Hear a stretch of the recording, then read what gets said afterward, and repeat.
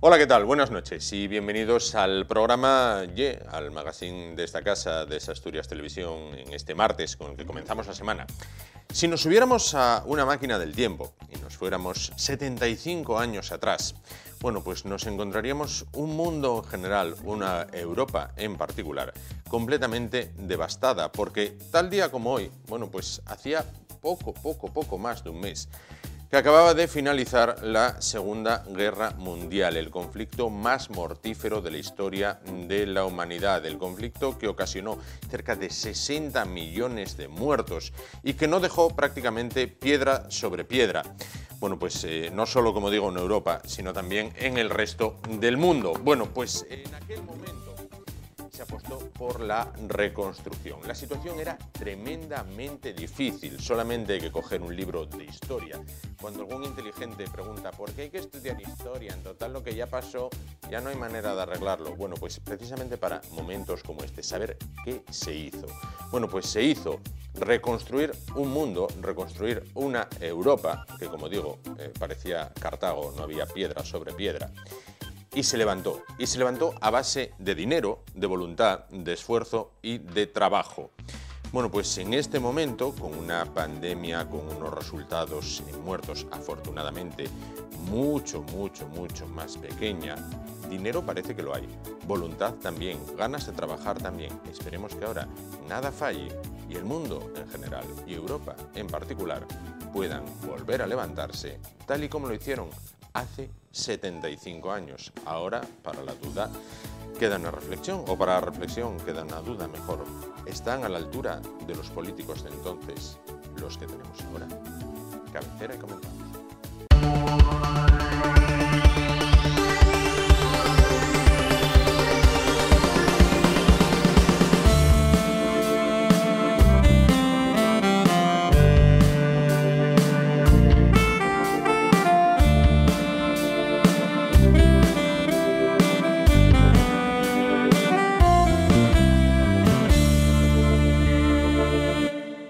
Bueno, pues comenzamos el programa de esta noche hablando de una iniciativa, bueno, pues que tiene que ver con Oviedo en materia turística, porque a pesar de que el tiempo, bueno, pues el tiempo meteorológico se empeña en demostrarnos lo contrario, de que no son días de sol ni días de playa, en este caso para los concejos que la tengan, bueno, pues así todo el verano, aunque parezca mentira, está a la vuelta a la esquina, aunque tenemos encima esa espada de Damocles llamada coronavirus. Bueno, pues, cómo no, en esta época que está por llegar, pues se espera que venga gente de fuera, que disfrute de la ciudad y de todo lo que lleva aparejado con ella. Bueno, pues como decíamos, Oviedo ha sido seleccionada como una de las ciudades candidatas a convertirse en uno de los 3 destinos family friendly propuestos por Vrbo, la plataforma que designa los mejores destinos nacionales para unas vacaciones en familia. Bueno, ¿qué es ser family friendly? Para aquellos que no dominan del todo el inglés, bueno, pues es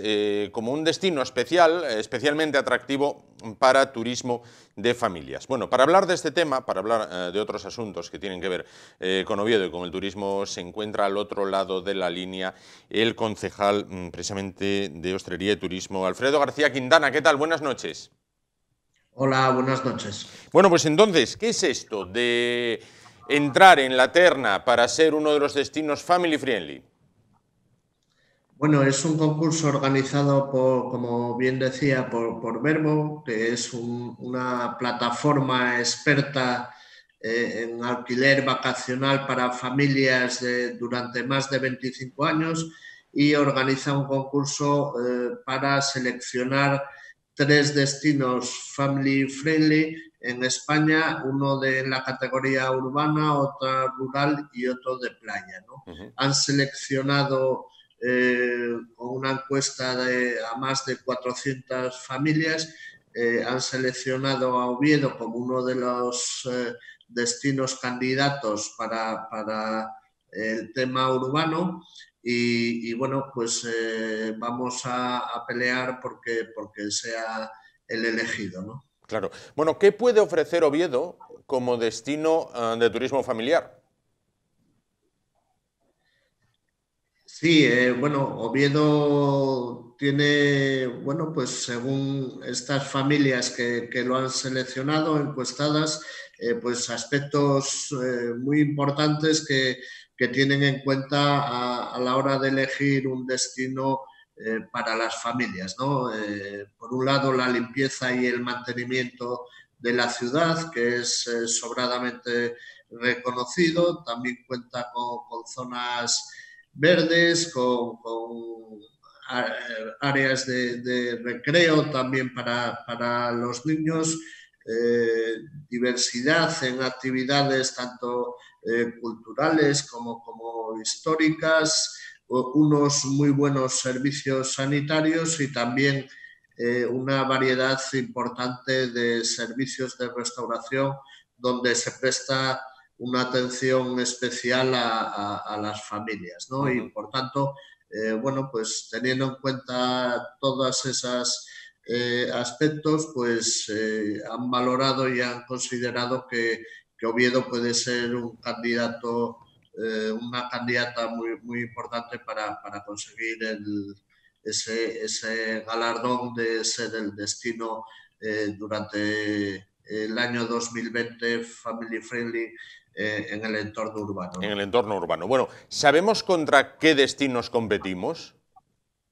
Sí, hay otros 6 destinos, en cada categoría hay 6 destinos. Bueno, pues algunas, Málaga, algunas ciudades importantes. Es la tercera edición que realizan este concurso y bueno, pues la verdad es que sí hay ciudades que están trabajando y que también están teniendo en cuenta este segmento de mercado del turismo familiar para atender sus necesidades. Las votaciones en la plataforma de Verbo están abiertas hasta el próximo 26 de junio. Todo el mundo puede votar, ¿no?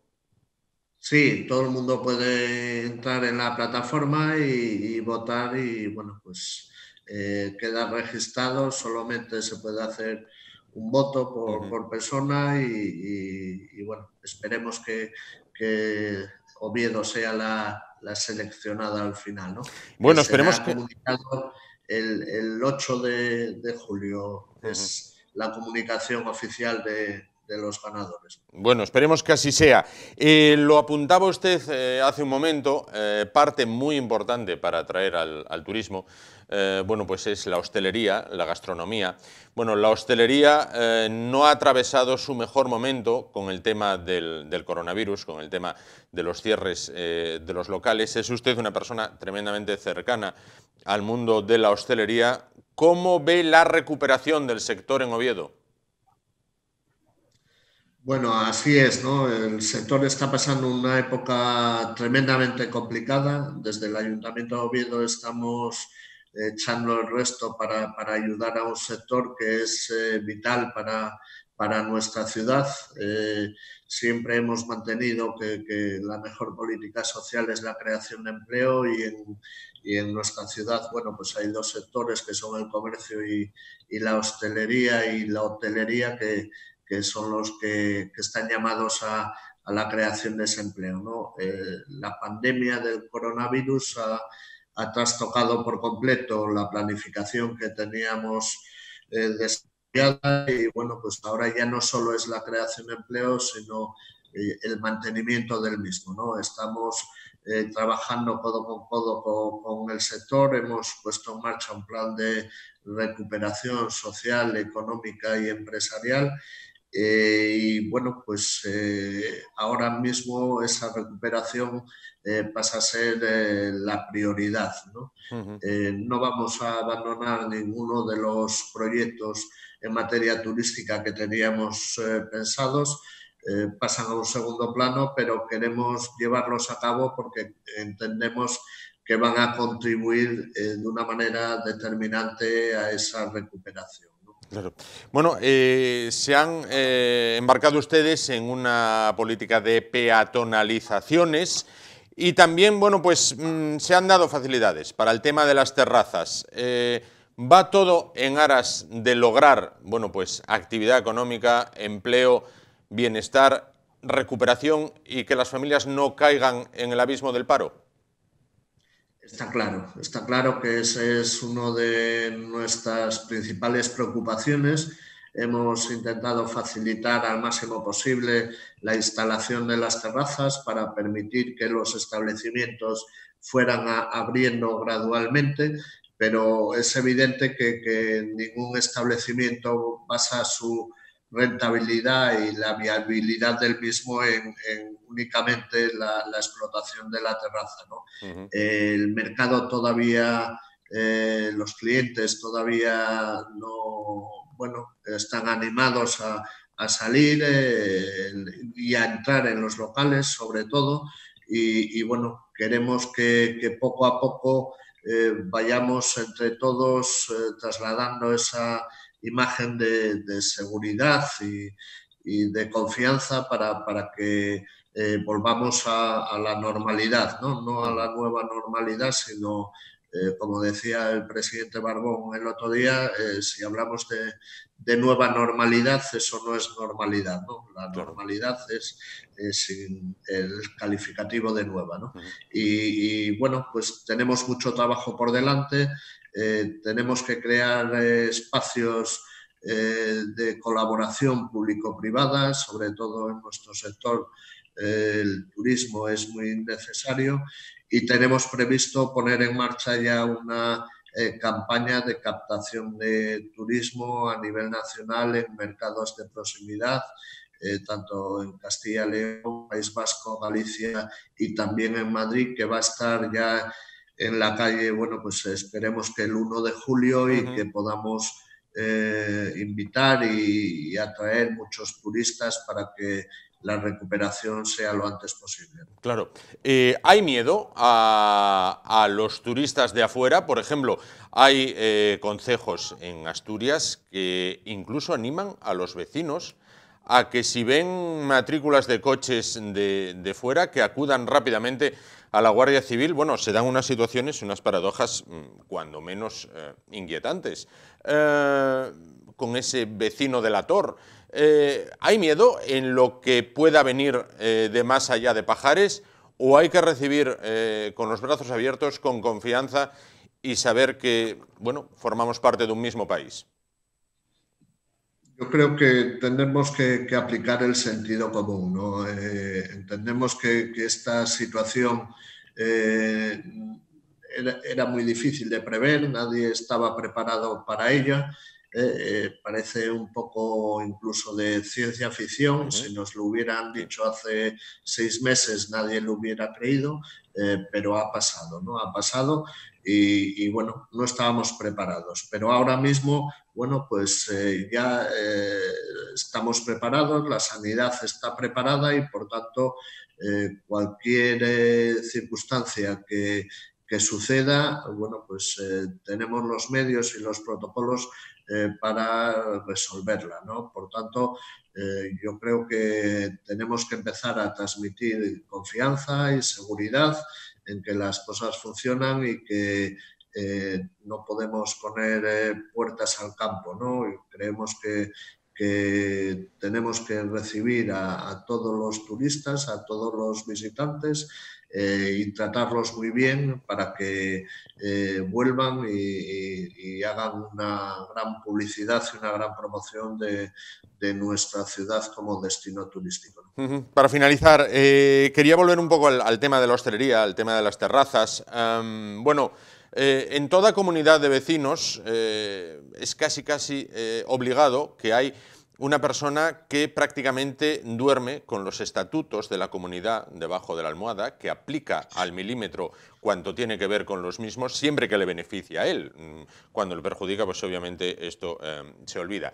¿Se han encontrado con muchos vecinos modelo recio, el de Aquí no hay quien viva, o la serie esta, que saca el metro para medir a dónde está ahora la terraza, o los vecinos, las comunidades son comprensivas y dicen, son malos momentos para todos?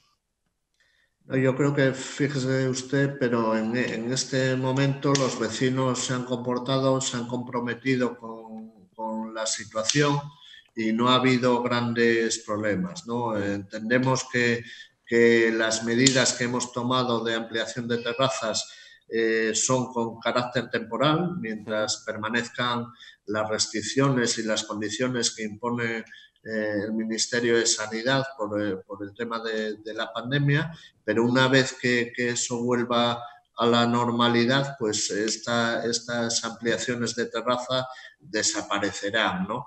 Hemos pedido un esfuerzo a los vecinos, sabemos que en algunas ocasiones causan molestias y, bueno, pues ocupan más espacio del habitual, pero lo han entendido perfectamente. Tenemos que ir todos en la misma dirección para intentar recuperar la actividad económica, que también es muy importante para el tema social. Y por tanto, bueno, pues agradecidos del comportamiento de los vecinos en este escenario y bueno, con el deseo de que esto pase lo antes posible para todos, ¿no? Pues esperemos que así sea. Con esa reflexión nos quedamos. Alfredo García Quintana, muchísimas gracias por estar con nosotros esta noche. Antes de irnos, en muy pocos días, Sporting Oviedo. ¿Me da un pronóstico? Oviedo, sin duda alguna, ¿no? 2-0 a favor del Oviedo. Bueno, en este caso entonces 0-2. Pues lo anotamos en esa porra virtual, ahora que todo el mundo, el universo es virtual, lo anotamos, ese 0-2 por parte del concejal. Muchísimas gracias por estar con nosotros esta noche. Gracias a ustedes. Bueno, pues ya lo vieron. Oviedo como destino turístico preferente para las familias. Oviedo apoyando a la hostelería con sus terrazas y Oviedo, bueno, pues esperando que el turisteo pues llegue ya a disfrutar de nuestra ciudad, gastronomía y todo lo que tiene para ofrecer. Y es que, como reza la campaña que ha puesto en marcha el consistorio ovetense, Oviedo te espera.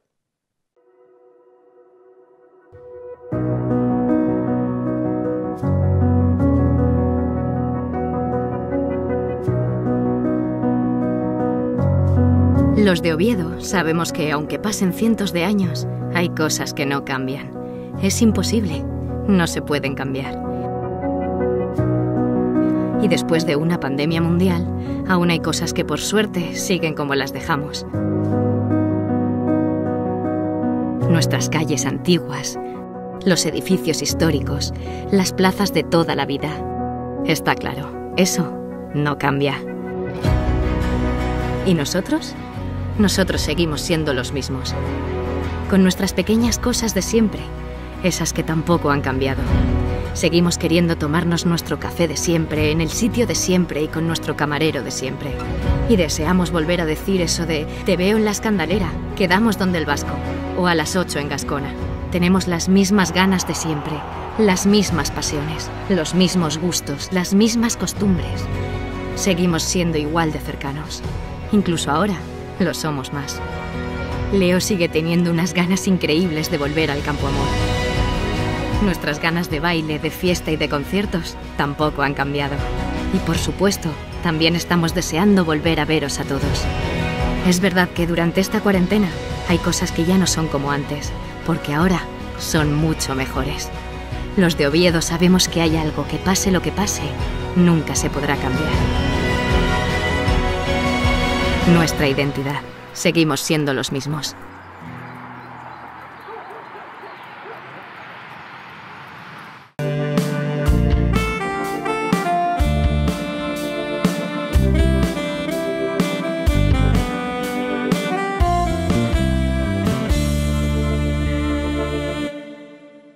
Bueno, pues antes de continuar el programa hay que hacerse eco de la actualidad y en esta casa la marca El Búnker de Javier Neira con sus resistentes, que ya están listos para, una vez finalice este espacio, pues analizar lo que son las noticias. Buenas noches, Javier. Hola Juan, buenas noches. Aquí estamos en el Búnker de la Libertad, como siempre, defendiendo los valores occidentales y desde nuestra modesta posición, pero algo es algo. En un momento estamos ahí de nuevo, vamos a hablar de la peatonalización de Oviedo, vamos a hablar en fin, Calviño, si va a ser o no ser la representante en Europa de España, Vamos a hablar del reloj y de estas cosas. Así que hasta ahora, como siempre, un abrazo, Juan, hasta ahora mismo. Bueno, pues vamos a continuar el programa de esta noche. Vamos a hablar, como venimos haciendo, bueno, pues desde hace unas fechas, con artistas cuya obra, bueno, pues a día de hoy no está en... Y digo a día de hoy porque el destino será el que depare cuál es el fin de esas obras, ¿no? O cuál es el continente que va a albergar esas obras. Bueno, como digo, a día de hoy sus obras no están contenidas en un museo como puede ser el Bellas Artes de Asturias, como puede ser el Prado, como puede ser, bueno, pues otros museos nacionales o provinciales. Y sin embargo, bueno, pues suscitan el interés de muchas personas, porque son trabajos de calidad y trabajos, bueno, pues tremendamente artísticos. En este caso, vamos a hablar con una persona que aquellos que acuden a las ferias, vamos a llamarlas así, frikis, bueno, con todo el respeto para el término y para las personas a las que nos gusta esto, bueno, pues como son la Comedcon, la Metrópolis, bueno, las que hay en nuestra región, pues se encuentran allí con su stand y se les puede ver trabajando in situ, se puede comprar un cuadro, se puede comprar una lámina. Bueno, pues vamos a hablar en este caso con Breo. Él es artista e ilustrador. ¿Qué tal? Buenas noches. Hola, buenas noches, ¿qué tal? ¿Qué tal?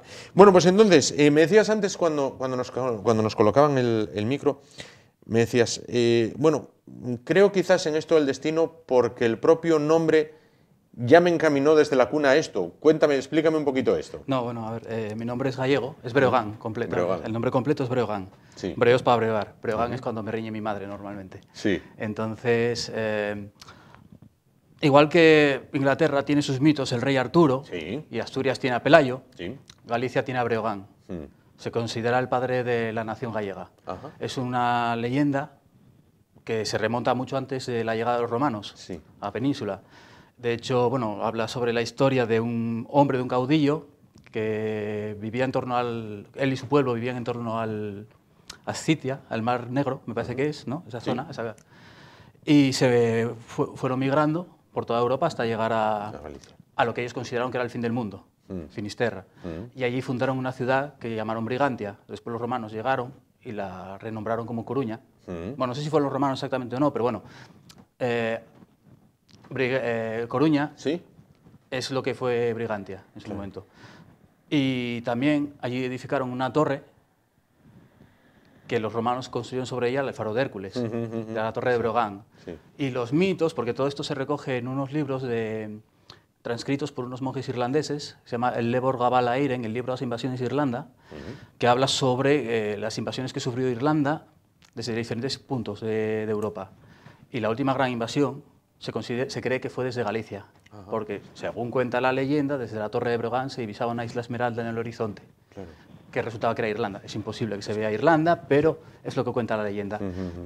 Y después hay estudios a nivel genético que apoyan un poco el hecho de que puede ser cierto que los irlandeses vengan de los pobladores del norte de España, porque tienen más similitudes genéticas con los pobladores del norte de España que con el resto de las islas británicas. Claro, claro. Por eso dicen que nos parecemos a los irlandeses, o que los irlandeses se parecen a nosotros. A ti entiendo que te gusta todo esto de los mitos, la espada, la brujería, y lo trasladaste al arte. Sí, correcto. Es, digamos, el principal. Vamos a ir viendo, bueno, a lo largo de la entrevista, bueno, pues algunas de las creaciones de Breogán, en este caso. Lo trasladaste al arte, es decir, hiciste de tu hobby, de tu afición, tu profesión, lo cual me parece tremendamente interesante. Sí, es que a tiempo de ser fontanero, electricista, estamos todos en casi cualquier momento. Y bueno, pintar, pues, es que te lleva solo. ¿Cómo te iniciaste en esto y cuándo? No sé, ¿cuándo dejaste tú de dibujar o de pintar? Porque es que en la guardería todos dibujamos. Yo dejé muy pronto porque dibujo muy malamente, muy malamente. Pues, los caballos en las patas eran palos. Pero dibujabas de pequeño. Sí. Pues yo no paré. Entonces, cuando me hacen esa pregunta es lo que respondo, es que yo no sé cuándo empecé. ¿Cuándo dejaste tú de hacerlo? Porque los niños lo hacen desde pequeños, toda la vida. Claro. Entonces... Pero ¿cuándo dijiste, oye, pues voy a vender esta lámina, voy a vender este cuadro porque veo que a la gente le gusta? Tardé mucho, igual hasta los... Me faltó... A ver, supongo que nos pasa a mucha gente a la gente que es creativa y que se dedica al mundo creativo, ya sea escribiendo libros, haciendo música o pintando o cualquier otra disciplina. Sí. Somos muy críticos y nos da miedo exponer nuestro trabajo al mundo por miedo a lo que dirán, a que no sea lo suficientemente bueno y tal. Entonces, claro, me pasó Y tardé mucho en atreverme a dar ese pasito. Empecé a vender láminas en ferias. Y debía hacerlo con la primera Comet-Con. Claro. Con la primera Comet-Con que se celebró aquí en el auditorio hace 7 años. Pues debió ser la primera vez que empecé a ir a ferias, a exponer y a vender láminas de mis cuadros. ¿Qué referentes artísticos profesionales tienes a la hora de realizar, a la hora de preparar los trabajos? Sí, muchos. Todo el mundo empieza con un par de referentes, con 1 o 2, sí, pero vas ampliando el catálogo según vas creciendo y vas viendo más, te vas empapando de más y más arte, más obras y más autores, vas cogiendo más de cada uno. Pero digamos que a mí el que fue un bofetón en toda la cara fue Frank Frazetta, maestro del arte fantástico. Se considera el creador, sí, de la brujería y la espada, del género de brujería y espada, por sus ilustraciones que eran más sucias, más duras, más brutales. Entonces, digamos que en la década de los 60 en Estados Unidos eso fue un boom. De hecho, las ilustraciones de Frazetta han influenciado mucho a muchos autores que han venido detrás, incluso hasta el día de hoy, y a cineastas. Clint Eastwood tiene un cuadro de Frank Frazetta, Tarantino también tiene. Hay mucha gente que considera a Frazetta el primero de este género. El primero de este género. En cuanto a referentes temáticos, porque, por ejemplo, veo que Conan es un referente básico. Sí, Conan. Conan lo tiene todo. Sobre todo, a ver, principalmente donde mejor me muevo es en la mitología, la mitología fantástica. O sea, la fantasía medieval, lo que quería decir. No sé, será porque los primeros libros que leí fue El Señor de los Anillos, El Hobbit, seguí con Conan y con demás. Entonces, El Príncipe Valiente, alguno El Capitán Trueno, no vi mucho, pero bueno, porque me parecía como una copia, está mal que lo diga así, pero bueno. Sí. Había visto primero El Príncipe Valiente, después vi El Capitán Trueno y no me pareció que tuviese, me parecía algo más descafeinado. Pero bueno, a partir de ahí, después ya según he ido creciendo y madurando, por ejemplo, Star Wars me encanta, que no deja de ser también fantasía medieval, porque, o sea, jedis, templarios y tal, es lo mismo. Pero bueno, la fantasía posapocalíptica tipo Mad Max también me llama muchísimo, sobre todo eso que es sucio, que me evoca barbarie de alguna manera. Entonces, todos esos géneros son los que más me llaman. No sé decirte por qué, no sé. Sobre todo empecé siendo muy de blanco y negro, muy de fantasía blanca, Señor de los Anillos, buenos y malos, y después como vas madurando, el mundo te das cuenta que no es blanco y negro, no hay buenos y malos, sino que hay una escala de grises indefinida y te vas tirando ya hacia héroes como Conan, vas descubriendo Juego de Tronos también y todas estas novelas que están saliendo ahora de fantasía adulta, Juego de Tronos, Geralt de Rivia, El Nombre del Viento, etcétera, etcétera, etcétera. Juego de Tronos se acabó. Se acaba ahí un filón también para el arte, para decir, oye, pues tú has pintado en tus láminas personajes, escenas, paisajes, bien, y se acabó de la manera que se acabó, para encima.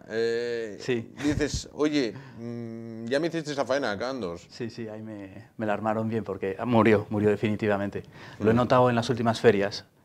Yo tengo muchas ilustraciones de Juego de Tronos, porque digamos que era un filón, no había muchas ilustraciones y encima lo que yo hacía era, en vez de basarme en la serie, en los actores, me basaba en los libros, ¿no? Entonces yo sí que tenía en cuenta que Daenerys tenía los ojos violetas, yo sí que tenía en cuenta que Tyrion tenía un ojo de cada color.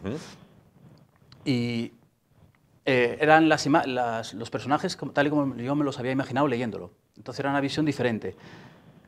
Y hice bastantes ilustraciones sobre Juego de Tronos. Entonces, claro, la serie ha acabado, y si hubiese acabado bien, pues probablemente todavía podría seguir vendiendo láminas y teniendo cierto éxito de esos cuadros. Pero ha sido tal decepción, en general para todo el mundo y para mí personalmente, que no quiero saber nada de Juego de Tronos, la gente no quiere saber nada de Juego de Tronos y creo que Juego de Tronos va a estar muerto una temporada. Resucitará, no me cabe duda, pero de momento y por hoy está enterrado, bien enterrado. Bueno, tenemos hoy en el plató 2 de tus cuadros, en este caso. Un A la Triste, que está aquí, y un Conan, ¿no? Entiendo que es Conan. Bueno, cuéntame un poquito la técnica que empleas, por ejemplo, en esta A la Triste o en aquel Conan. Bueno, ¿cuánto tiempo te lleva hacer un cuadro de estos? ¿Cómo parte todo? ¿Si con un boceto? Bueno, no sé. No, el proceso creativo no sé cómo describírtelo. A ver, puede ser que vea una imagen o esté viendo una película y que a nivel visual me llame la atención y ¡pum! De repente se me evoca algo, que no tiene a lo mejor nada que ver con esa película, pero sí que la escena, la ambientación, el momento, ¡pum! Digo, hostia. Ahí. Y cojo y hago la escena tal cual.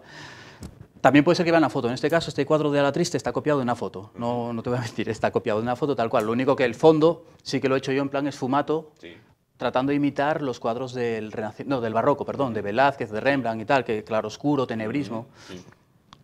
Y lo copié tal cual porque la imagen, la fotografía en sí ya me parecía tan poderosa, tan intensa que no me compliqué la vida. Y entonces el proceso de creación de esta obra fue bastante más rápida que el de esta. Esta todavía está sin acabar.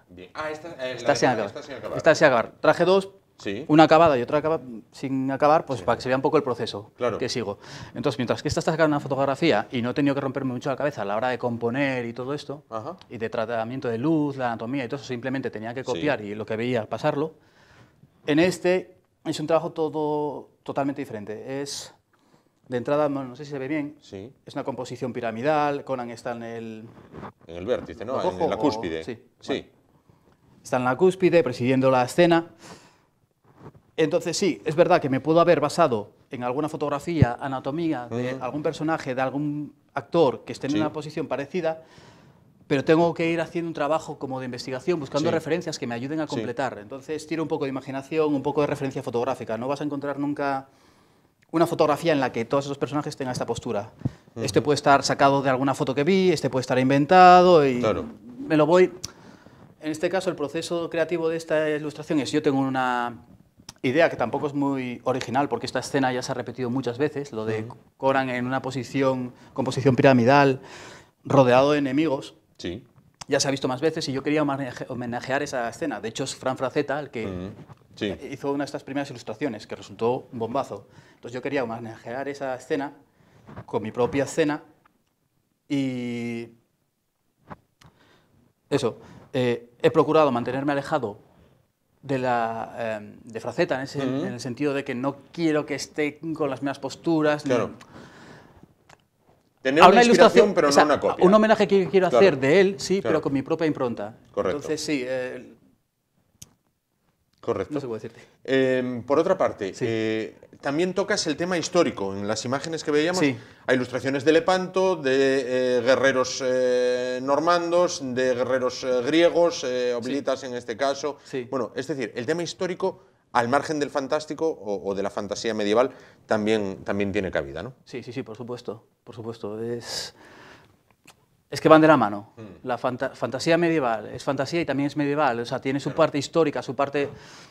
Y toda la historia antigua me encanta. Es decir, yo no sé cómo se llamará ahora, pero antes era sociales, me parece que era. Se estudiaba desde la prehistoria hasta la era moderna. No se llegaba a la guerra civil. Pero bueno, en el momento en el que llegábamos a la conquista de las Américas y se acababa y empezábamos con la historia, lo que es la regencia de Isabel II y tal, ahí yo ya las notas caían en picado. Se acababan las batallas, se acababa interesante, se acababa la mondonga y la leche y a partir de ahí caía en picado mis notas. Se notaba la prehistoria, Roma, Grecia, las guerras médicas, las guerras púnicas, la conquista de las Galias, todo eso era...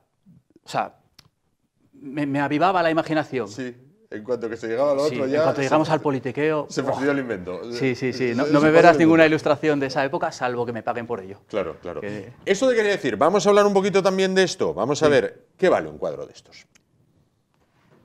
Depende mucho, depende del tamaño que tenga el cuadro. Que antes el tamaño importa. El tamaño importa en este caso y mucho. Que por cierto es óleo. Óleo sobre lienzo, en este caso los dos. Vale. Entonces... puede ser en blanco y negro, puede ser a color. Si es en blanco y negro, normalmente utilizaré carboncillo o alguna técnica mixta, sanguina, cosas así. Si es a color, siempre utilizo óleo. Es la técnica con la que he desarrollado más sinergia, más maestría con ella. Vale.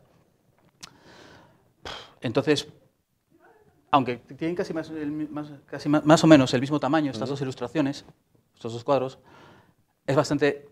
más compleja esta que esta, la cantidad de personajes y tal. Entonces, yo lo consideraría bastante más barato que este. 600, 700, 800 euros, 1000, no sé, es que depende del día, cómo me levante. De verdad, en serio, hay días que, como yo hago los cuadros, para mí no tiene ningún tipo de sorpresa. y me aburren, porque ya los he visto 1000 veces, porque los he tenido que hacer yo. Entonces, si un día me levanto de buen humor, pues le tengo más cariño a ese cuadro y otro día, pues no tanto. Claro. ¿Sabes? No, paso y no... Es que ni siquiera tengo ninguno colgado en casa. No. No. Madre mía, No, eso, no. eso sí que es curioso. En casa de herrero, cuchara de palo. Ya te digo, ¿y se realizan encargos? Por ejemplo, una persona dice, oye, mira, tengo aquí la foto del abuelo de cuando hizo la guerra de Cuba. Sí. Te lleva la foto y te dice, pásamelo a cuadro. Sí. ¿Eso también? Sí lo hago, sí. Claro. Sí lo hago. ¿Y da para vivir ser ilustrador en Asturias o en España? Da para sobrevivir Sobrevivir. o malvivir. Yo trabajo en un almacén, ¿vale? Por las mañanas. Sí. Entonces el tiempo que tengo libre lo dedico a pintar. Y hay veces que no, porque salgo agotado. Claro. Y no... Claro. Pero bueno. ¿Podría vivir solo de esto? Sí, pero es que para vivir de esto, hoy por hoy, no te hace falta... No vale... No es suficiente con ser el mejor ilustrador o artista que puedas. Que a mí me queda mucho para ser eso, pero bueno. Sino que ahora lo que tienes que hacer es gestionar las redes sociales muy bien. Ah, sí. Sí, sí, sí, sí. Puedes tener un nivel mediocre, pero si llevas muy bien las redes sociales vas a vender. Y yo las redes sociales es algo que no puedo. ¿No? No, se me atraganta de una manera que no. Si tuviese que dedicarme a eso no me dedicaría a eso. Viviría, pues, no sé, tendría una granja.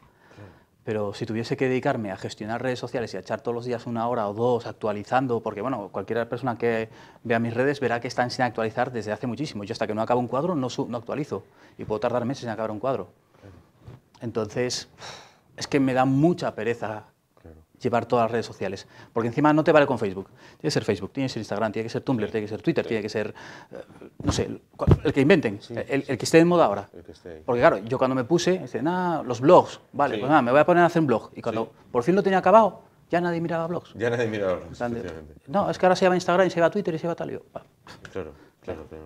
Entonces lo tengo un poco por presión, porque lo tienes que tener, Sí. pero no lo... Pero no actualiza. Y ahí es donde cojeo totalmente. Claro.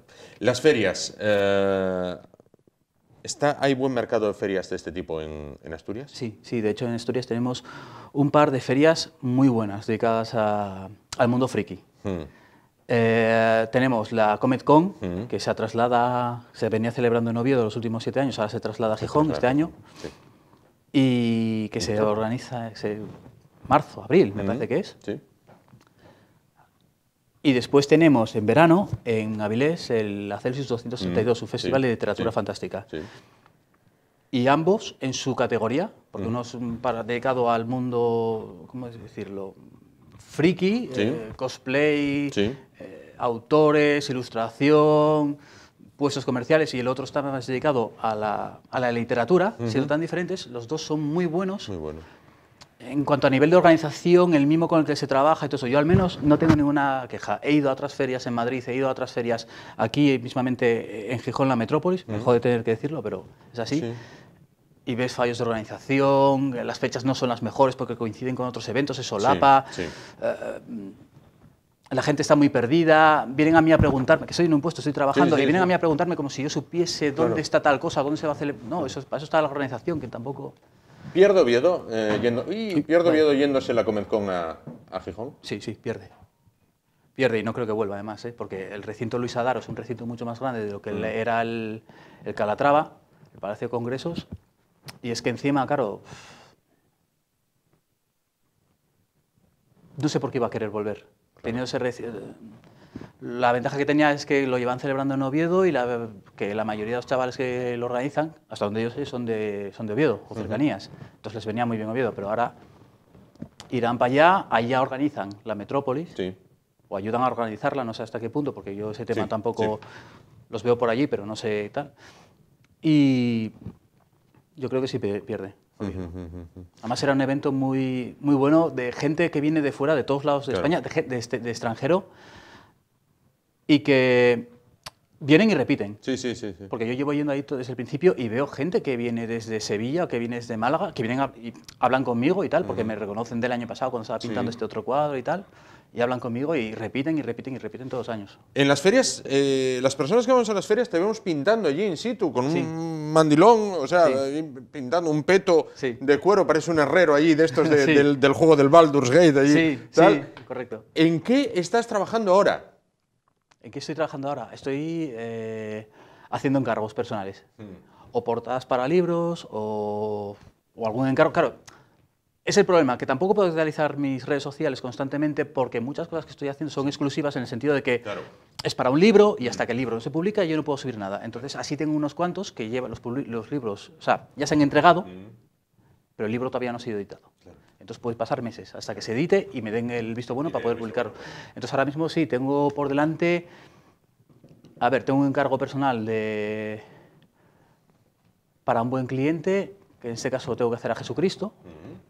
Mitología también, para mí es lo mismo. Y tengo que hacer una portada para un libro también, un libro de fantasía medieval. Correcto. Entonces ahora mismo estoy con ello.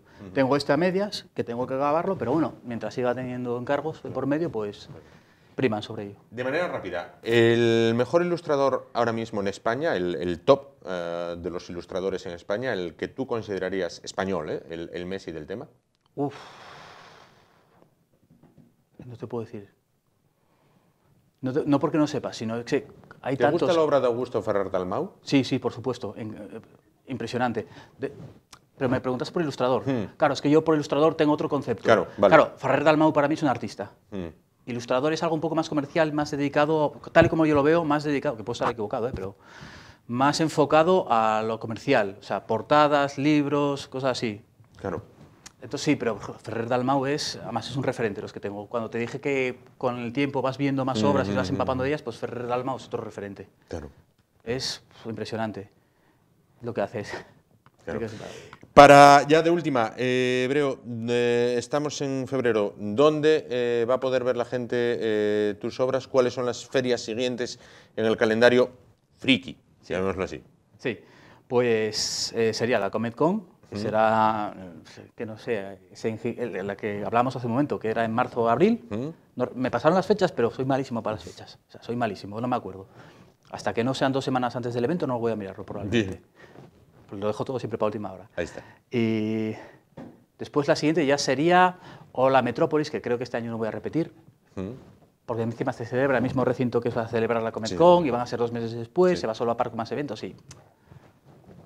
No me aporta demasiado ya. Entonces sería la Comic Con y después la Celsius 232. La de Avilés. La de Avilés, en este sí. caso.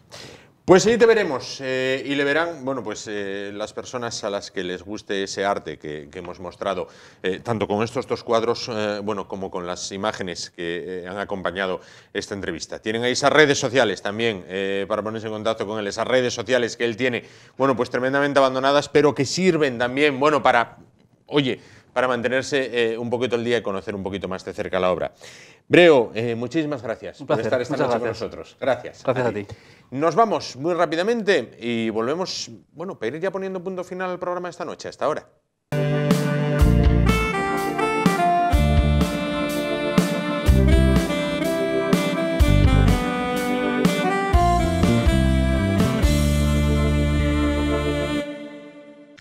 Bueno, pues para finalizar el programa de hoy, vamos a finalizarlo de una manera distinta, porque vamos a hablar de un juego que es un deporte. Bueno, pues la práctica mayoría de los deportes son juegos.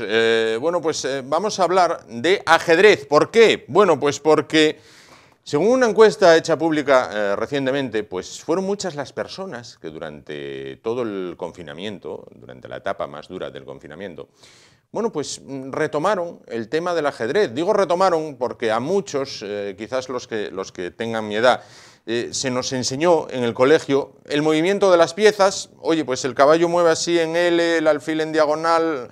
Bueno, pero solamente se practicaba el día que tocaba gimnasia y llovía. Entonces, como el día que tocaba gimnasia y llovía no podías salir al patio y tal, pues entonces allá sacaban unos tableros de ajedrez y venga, por parejas y tal. Bueno, ahí se aprendieron los rudimentos y muchas personas quedaron en los rudimentos. Otros, bueno, pues llegaron a ser grandes maestros, ¿no?, del ajedrez. Vamos a hablar del ajedrez en Asturias y más concretamente en la capital asturiana. Bueno, para ello contamos esta noche con la presencia de los Albertos. No son en este caso aquellos que andaban con las Koplovits, sino 2 personas que saben y mucho de ajedrez y que paso a presentarles. Alberto Sánchez, ¿qué tal? Buenas noches. Buenas noches.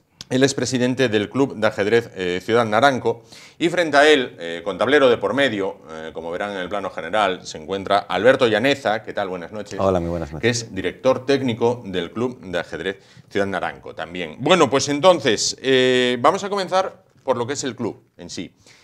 ¿Qué me podéis contar acerca del Club de Ajedrez Ciudad Naranco? Pues llevamos 25 años aquí en la capital de Asturias.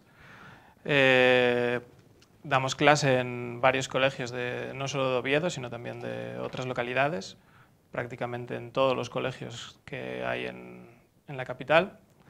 Y también tenemos un centro de tecnificación deportiva que depende del ayuntamiento, en el cual pues, tenemos federados unos más de 80 jugadores que compiten a nivel tanto regional como nacional. Y tenemos clases también durante varios días de la semana en el Centro Social de Ciudad Naranco y también el Centro Social de Villa Magdalena, por ejemplo. Claro. Quiero preguntaros, ¿cuántas partidas llegasteis a jugar en el confinamiento? Bueno, se dice que se jugaron el 20% de las partidas de toda la historia. ¿Sí? Online, se jugaron en el confinamiento. Personalmente yo no muchas, ¿no? Porque tengo algún problema en el ojo. Ah, vale, correcto. Y porque creo que además nosotros somos casi como de otra generación, que preferíamos jugar en vivo que online, ¿no? Que online. Los niños todos los días tienen torneos, todos los días están jugando.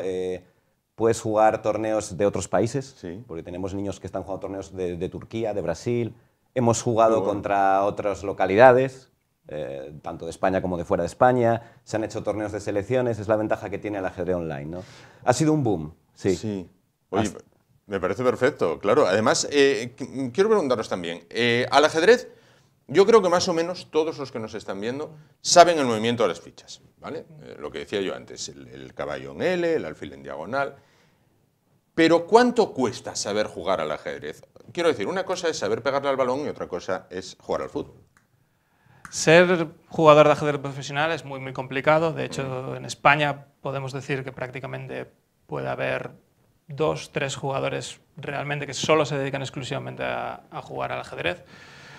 Pero es un abanico muy amplio, entonces uno puede ser jugador aficionado a un nivel más o menos medio, es un espectro muy grande, entonces siempre encuentras tu rival, ¿no? La clave del ajedrez no es tanto el nivel que tú tengas, sino encontrar gente que tenga el mismo nivel que tú, ¿no? Porque puedes jugar, es una de las grandes ventajas de Internet, que encuentras a alguien siempre que tiene más o menos tu nivel, un poquito por encima, un poquito por debajo, entonces es fácil llegar a encontrarte cómodo compitiendo, ¿no? No es lo mismo ir a un club presencial en el cual pues todo el mundo ya tiene mucho más bagaje que tú, mucha más experiencia, y ahí sí que es más complicado pues llegar y jugar y encontrarte cómodo, ¿no? Siempre va a haber alguien que, o la mayoría de la gente sabe mucho más que tú. Claro. Entonces, ¿se acaba de aprender algún día de jugar al ajedrez o es un aprendizaje constante? Hombre, como todo, yo creo que sería un aprendizaje constante incluso para el campeón del mundo, ¿no? Aparte ahora se sabe mucho más que hace 50 años y con los ordenadores y está cambiando. Bueno, los ordenadores han sido una revolución enorme, enorme. Claro. ¿El hombre vence a la máquina?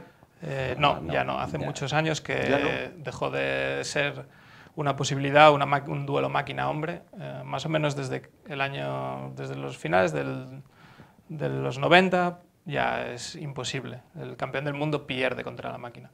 Ahora lo que se hace un poquito es exhibiciones en las cuales pues, se le da ventaja al humano, ya sea de tiempo o de material, ¿no? Una pieza de más, un peón de más, o varias jugadas de adelanto para igualar un poquito la contienda, pero es prácticamente imposible.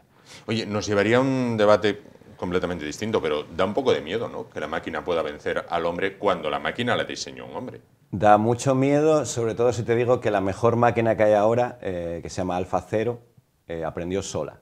Es decir, simplemente le pusieron las leyes del ajedrez y jugando consigo misma en, creo que menos de un día, jugando millones de partidas, alcanzó un nivel muy superior. Es que no es que sea un poco mejor que un humano, es que es muy superior a un humano. Claro. Da miedo, sí. Da miedo, da mucho miedo. Bueno, vamos a volver al club de ajedrez Ciudad Naranco. Teníais una cita importante en verano, julio, creo que era la fecha elegida. La última semana de julio. Bien, no obstante, cayó la que cayó y si bien es cierto, aumentaron el número de partidas en casa con el confinamiento, lo que era vuestra gran cita queda ahí, no veremos. Sí, queda de momento en el aire, vamos a intentar retomarla si es posible en septiembre. y en el peor de los casos tendremos que posponerlo para el año que viene. Es una pena porque realmente habíamos retomado el torneo que tenía cierta historia el año pasado, era la primera edición después de muchos años de vacío de ajedrez en la capital y había tenido una muy buena acogida, se jugaba en el Calatrava, un sitio bastante espectacular, todos los jugadores que vinieron desde fuera nos dijeron que el mejor sitio donde habían jugado al ajedrez nunca.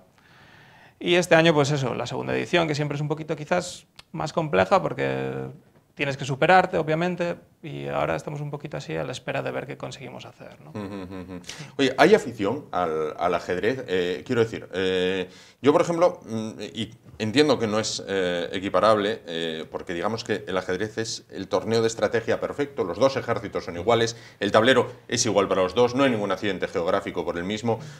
¿Hay afición al ajedrez? Yo, particularmente, me encantan los juegos de estrategia de ordenador, pero los que son con hexágonos, los de fichas y demás, bien, todos estos, los que había antes de una marca que se llama NAC, bien, ahora son marcas inglesas y demás, pero dicen, tú juegas a esto, tú eres muy friki, me dicen.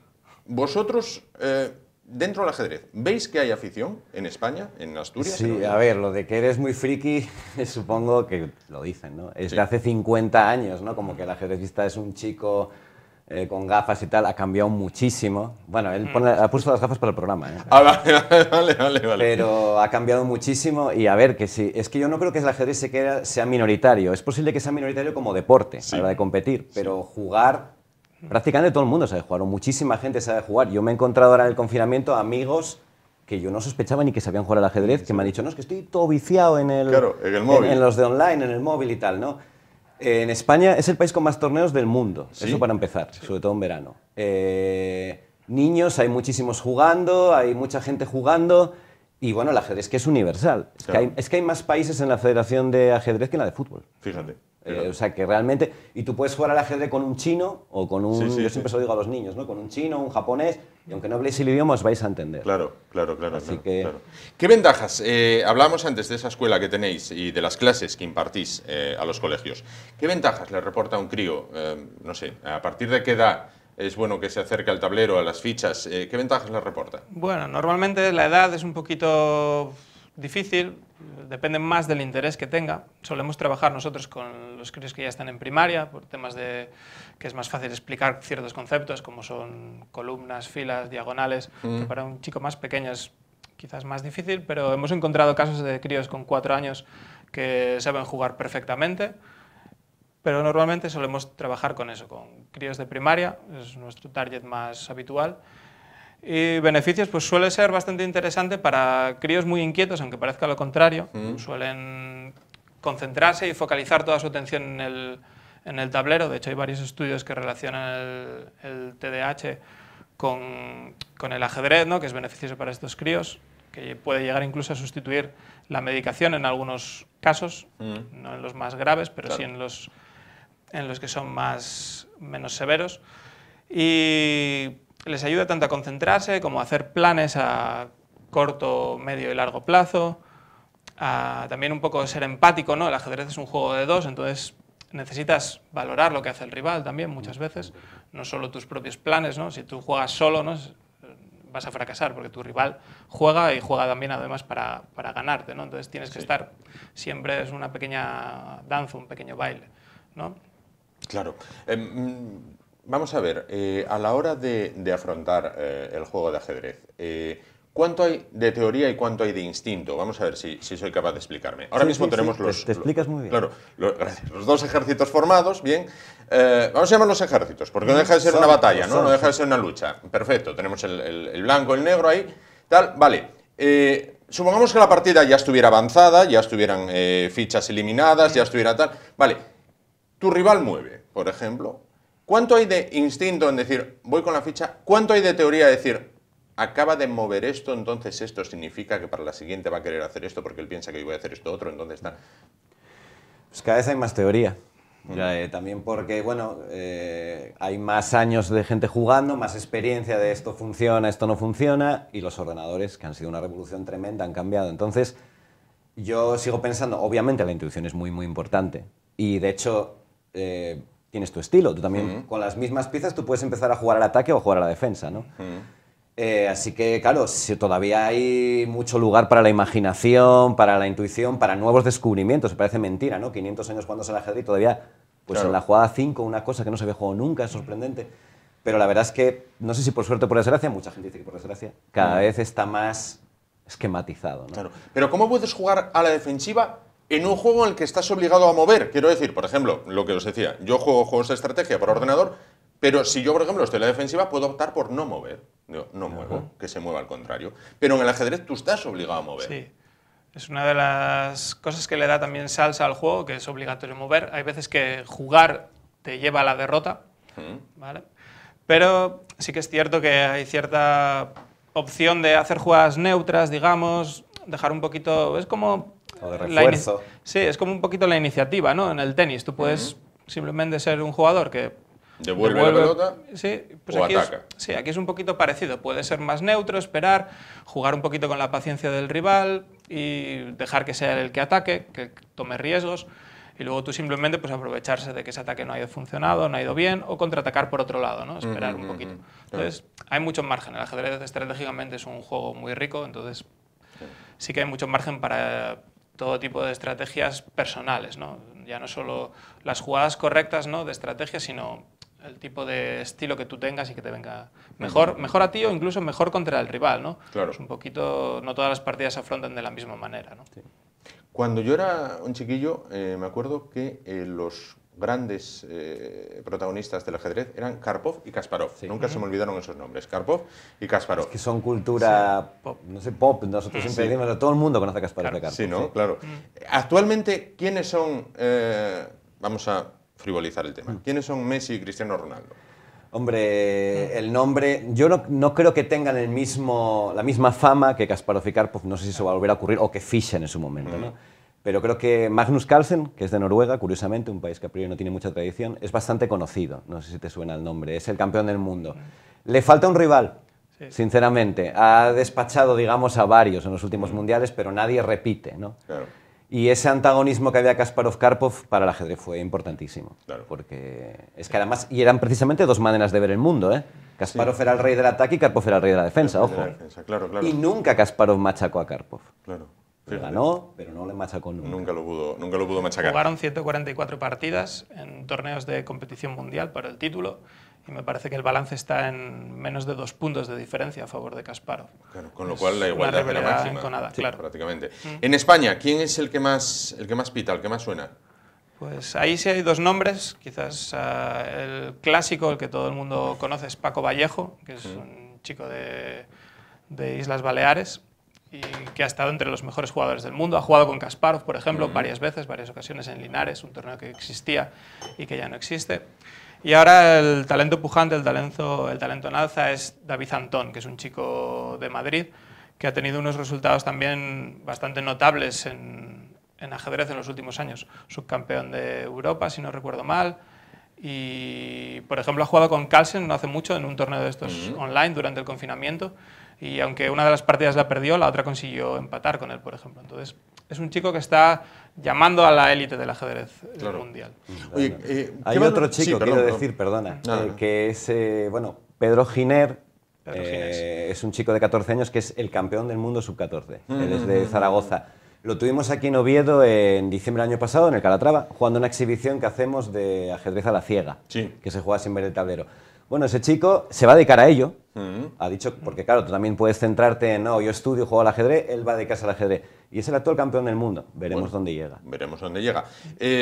A ver, la idea desde fuera, desde lo profano, que subyace ante una partida de ajedrez, bueno, pues son dos señores muy serios, en completo silencio, moviendo sus fichas, pensando cada jugada, analizando al rival, tocando el reloj cada vez que se hace la jugada. Y de repente, cuando estábamos mirando el tema vuestro, me encuentro con un chico que comenta las partidas como si fuera el gol de Maradona. Hombre. Argentina, ra, ta, ta, ta, ta, ta, ta, ta. Correcto. Correcto. Bien, que creo que estuvo aquí en Oviedo el año también. pasado. Pepe Cuenca, sí, lo tuvimos aquí en Oviedo, dio simultáneas en la universidad. Es un buen jugador, es uno de los mejores jugadores de España. Subcampeón de España, me parece. Y ha cambiado totalmente la manera de de retransmitir ajedrez. ¿Esto gusta, no gusta a los puristas? No sé si gusta más a los jóvenes, si populariza o frivoliza, no sé qué opinión. Has acertado. Es un Hombre, poco a la ver, mezcla de todo, ¿no? Para mí, la primera vez que lo vi fue como un shock, como, ¿qué es esto, no? Pero, bueno, yo lo entiendo, lo respeto, no es mi estilo, no tengo ningún problema con él, habrá algún purista que no lo quiera ni ver, pero sí populariza porque, ya te digo, ahora pues incluso a veces el Mundial se retransmite en Marca con él retransmitiéndolo o en canales de YouTube, lo que sea, y los jóvenes, los niños les encanta. O sea, esto del ratatatata, entras en un colegio a dar clase y los niños hacen ratatatata. Claro. Lo adoran, es un ídolo lo adoran. como puede ser Ibai en los eSports Sí. o cualquier comentarista famoso. Es el comentarista específico de ajedrez, es muy conocido. Se dedica ahora a dar simultáneas en otros países, muchos de habla hispana, Latinoamérica, hace giras por allí porque es una imagen muy conocida del ajedrez. Y la ventaja que tiene es que, lo decía él antes, es un buen jugador de ajedrez, no es un jugador aficionado, es un gran maestro y tiene un nivel muy bueno, con lo cual los comentarios, a la par que divertidos, pues también tienen su parte didáctica, con lo cual tienen también otra vez un espectro muy grande de gente que puede ser útil o interesante. Claro. Al que no sabe mucho se lo hace entretenido y al que sabe un poquito más, como puede ser nuestro nivel, que tampoco somos grandes jugadores o fuertes jugadores, pues también nos aporta y nos enseña y sus comentarios son instructivos.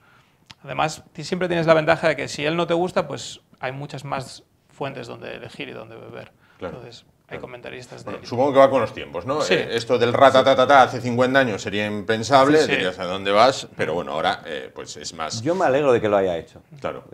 Parece un tema en el que dices, ¿cómo se puede innovar aquí? Se puede. Claro, claro. Sí. Volviendo al tema de los juegos de estrategia, voy a pediros vuestra percepción personal o vuestro recuerdo personal. Yo cuando juego los juegos de estrategia contra el ordenador, ¿vale? A juegos de estrategia militar contra el ordenador, yo siempre recuerdo el mayor logro, y me fui para la cama aquel día, pues sonriente, feliz, fue lograr hundir a la escuadra inglesa en Trafalgar, ¿vale? Yo fui para la cama feliz, contentísimo. ¿Cuál fue tu mejor partida? ¿De ajedrez? Sí. Es bastante difícil de decir, me parece casi imposible de decir. Por resultado, no sé, es que sinceramente no sé qué decirte. Yo pienso que ahora estoy jugando incluso mejor de lo que jugaba. Yo estuve muchos años sin jugar porque estuve fuera de Asturias y tal, fuera de España. Creo que estoy jugando mejor ahora, así que más maduro. Te voy a decir que creo que mi mejor partida, pues espero que esté por llegar. Esté por llegar. Yo pienso que ¿La sí. tuya? Bueno, después de que me quite el clásico comodín, es una frase famosa de tu mejor partida siempre está por llegar, pues quizás yo recuerdo haber ganado a un chico que ha sido varias veces campeón de Asturias, absoluto, en una competición por equipos, se llama Javier Agüera, es un chico que es maestro internacional de ajedrez, ha conseguido titulación. Entonces yo diría que es quizás la partida en la que más contento estoy o mejor resultado he obtenido. Aunque bueno, siempre... Aquel día llegaste para casa que no te tosía nadie, entonces. Un poquito sensaciones encontradas, porque al ser una competición por equipos, sí que es cierto que el equipo no consiguió ganar, además era una final, pero como partida individual, digamos, para mí sí que es quizás la más importante, ¿no? La que más orgulloso me puedo llegar a sentir del resultado obtenido, podríamos decir que sí que es esa. Claro. ¿Tú sueles jugar con negras y a la defensiva? Normalmente la verdad es que no, me gusta más un poquito el juego dinámico, tanto con blancas como con negras, entonces siempre intento correr riesgos, porque cuando juegas con negras sí que es un poquito, pues otra vez como el símil del tenis, pues como estar al resto, ¿no? Entonces siempre intento, digamos que resto rápido y subir a la red si se puede. Claro. Es arriesgado, pero digamos que es lo que me va bien con mi estilo, ¿no? Parecido, quizás ajedrez más clásico que lo que se hace ahora. Es decir, nosotros creo que tenemos una formación del ajedrez que se jugaba antes, que es como más... Sí, yo quiero llevar la iniciativa, pero no de ataque a lo loco, de jugadas muy... Ha cambiado el estilo, ¿no? Iniciativa sí, pero con calma y posicional. Claro. Pues no me queda nada más que agradeceros que hayáis estado con nosotros. Yo de ajedrez reconozco que sé lo básico, lo que me enseñaron en el colegio cuando tocaba gimnasia y llovía. O sea, mover las piezas, sé cómo mueve cada ficha o cada pieza, en este caso, vamos a llamarlo pieza, no ficha, pero no sé más. ¿La reina es la pieza más importante? Hombre, el rey es la más importante. La más operativa. La dama es la más operativa. La dama es la más poderosa. La dama es la más poderosa, vale. Una duda que siempre tuve, y creo que aquel día cuando lo explicaron no había ido a clase. ¿Qué ocurre si el peón llega a la línea de fondo? ¿Puede rescatar una pieza eliminada? Eliminada y sin eliminar. Puedes coger la pieza que quieras, excepto otro rey, Ajá, o convertirte en peón. Pero ¿puedes tener 2 damas? Sí. Puedes tener 2 damas, Y correcto. 5. ¿Y dónde aparecería? ¿Dónde llegó el peón o en su lugar natural de salida? ¿Dónde llegó el peón? ¿Dónde llegó el peón? Pues mira, nunca te acostarás sin saber algo más. Alberto Sánchez, presidente del Club de Ajedrez Ciudad Naranco, muchísimas gracias por estar esta noche con nosotros. No sé si a los que jugáis al ajedrez se os desea suerte, no lo sé. Sí, ¿no? También influye, es una competición. Es una competición, no deja de ser un juego. En este caso, pues toda la suerte del mundo para las partidas que estén por venir. Alberto Llaneza, director técnico del Club de Ajedrez Ciudad Naranco, toda la suerte del mundo también, y que ese torneo que organizáis en el Calatrava, bueno, pues a ver si para septiembre, ¿no? Que ya la cosa irá, esperemos, mejor, se pueda realizar. Y mientras tanto, si no, online. Vale, que también tiene su rollo, ¿no? También tiene su cosa. Es lo que toca de momento, sí. Es lo que toca. Pues ya lo saben, si tienen un poco de tiempo libre y quieren, bueno, pues pasar un rato agradable, prueben con el ajedrez. Y si tienen chiquillos en casa, prueben con el ajedrez, con mayor motivo. A lo mejor a lo primero dicen, ¿qué rollo? Yo quiero jugar al Sonic o yo quiero jugar al Mario. Pero a lo mejor no. A lo mejor las piezas blancas y negras, la reina, el alfil, el peón, la torre, el caballo, bueno, pues le seducen y empieza a analizar por qué el contrario hizo esto, por qué hizo lo demás para allá. Bueno, pues en su haber queda. El ofrecimiento, ahí lo tenemos. Muchísimas gracias por su atención y hasta mañana. Gracias.